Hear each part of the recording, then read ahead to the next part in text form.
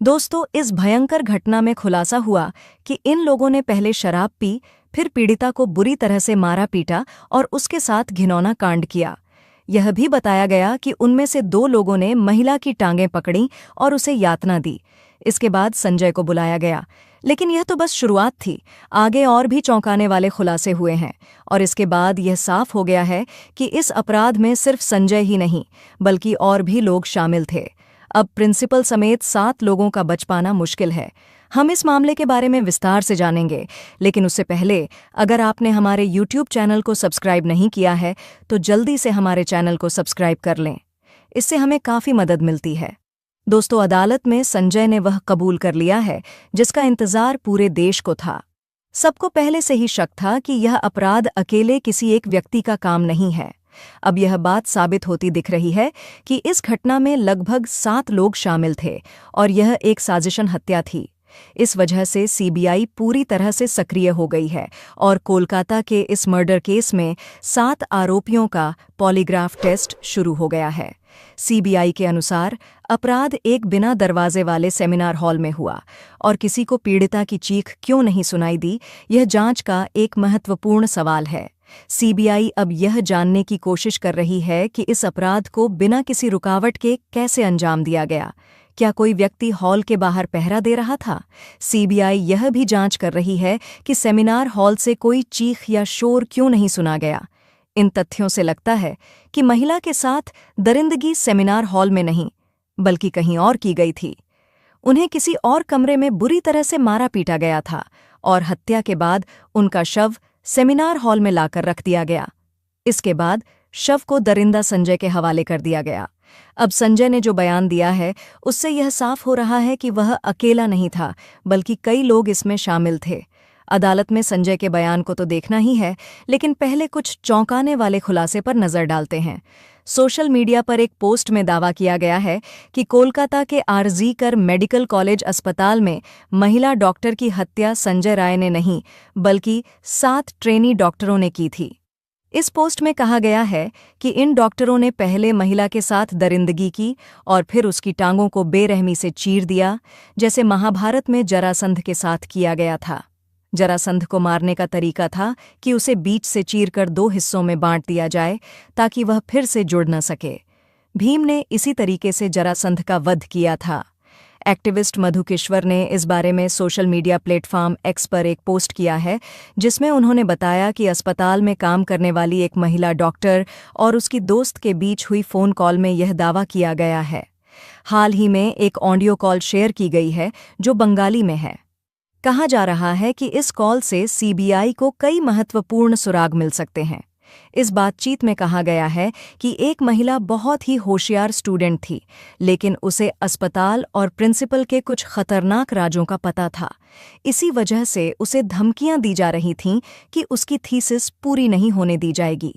फिर भी महिला ने डरने के बजाय विरोध किया और कहा कि अगर उसे परेशान किया गया तो वह अस्पताल की काली करतूतों को उजागर कर देगी। इसके बाद पिछले 6 महीनों से उसे लगातार परेशान किया गया। उसे 26 घंटे की नाइट शिफ्ट पर रखा गया और भारी काम का दबाव डाला गया। चेस डिपार्टमेंट के हेड, सीनियर पीजीटी और अन्य लोग भी इस बात से वाकिफ थे कि प्रिंसिपल और उनके ग्रुप ने इस स्टूडेंट पर कितना दबाव डाला था। इससे साफ है कि प्रिंसिपल समेत पूरा अस्पताल उस महिला के खिलाफ खड़ा हो गया था, क्योंकि वह सच और न्याय के लिए झुकने को तैयार नहीं थी। इसके बावजूद वह अपने स्टैंड पर अड़ी रही। 9 अगस्त 2024 की रात इन लोगों ने मिलकर उसके खिलाफ साजिश रची और रेप और मर्डर पहले से प्लान किया गया था। यह अब तक का सबसे खतरनाक खुलासा है और सीबीआई इसी आधार पर जांच आगे बढ़ा रही है। बातचीत में कहा गया है कि पहले कई पीजीटी और सीनियर डॉक्टर्स सेमिनार रूम में आराम करते थे, लेकिन उस रात पीड़िता को अकेले वहां सोने के लिए कहा गया। कुछ स्टूडेंट्स ने अफवाह फैला दी कि कमरा निर्माणाधीन है और वहां कोई नहीं जा सकता, जिससे किसी की उस सेमिनार हॉल में जाने की हिम्मत नहीं हुई। फोन पर बात कर रही अस्पताल की डॉक्टर ने कहा कि घटना से पहले 4 स्टूडेंट्स ने पीड़िता के साथ सेमिनार रूम में डिनर किया था, जिसमें एक लड़की भी शामिल थी। ये चारों सीबीआई की जांच में हैं और इनका पॉलीग्राफ टेस्ट भी कराया जा रहा है। इसके बाद पीड़िता को सेमिनार रूम में अकेले सोने के लिए कहा गया। बातचीत में यह भी कहा गया कि करीब 7 लोगों का एक ग्रुप नीचे गया, शराब पी और फिर पीड़िता के हाथ कसकर पकड़े। उन्होंने उसे मारा पीटा और उसके साथ अत्याचार किया। इस वारदात में एक महिला इंटर्न ने भी मदद की।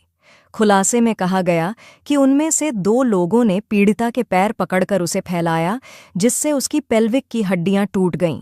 उन्होंने उसकी कॉलर बोन भी तोड़ दी और फिर उसे उल्टा लिटाकर उसके ऊपर जूतों से रौंदा। उसके सिर को इतनी बुरी तरह कुचला गया कि उसकी खोपड़ी फट गई। इस तरह 9 अगस्त की देर रात कोलकाता के आरजीकर हॉस्पिटल में ट्रेनिंग डॉक्टर की रेप के बाद हत्या कर दी गई।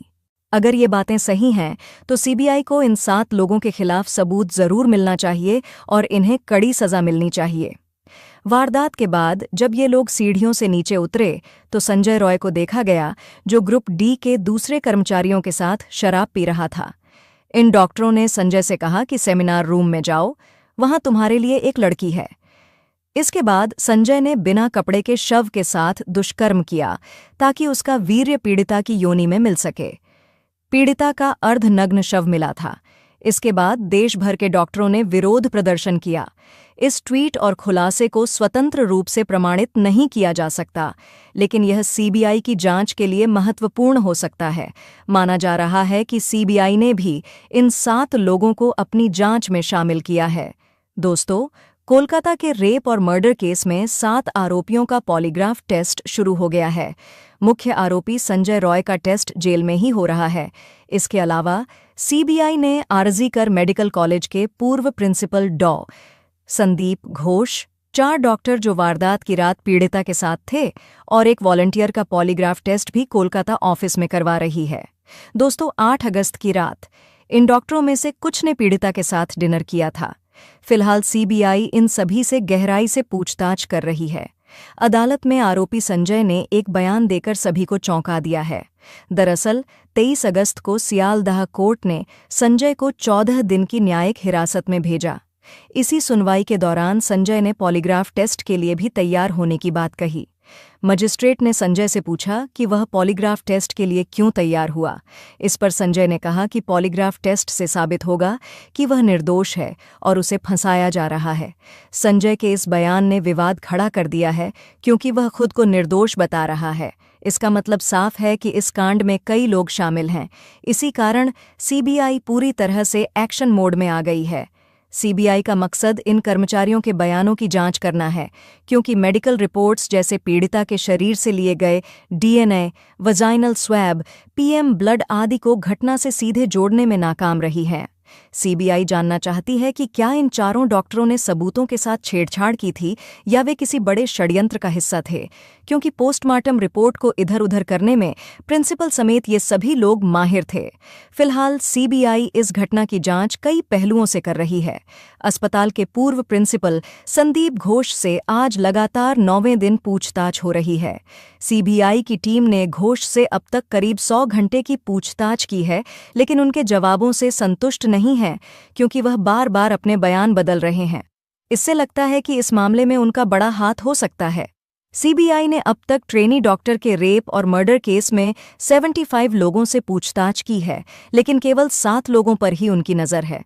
सीबीआई यह भी जांच रही है कि क्या सेमिनार हॉल के बाहर कोई और व्यक्ति तैनात था।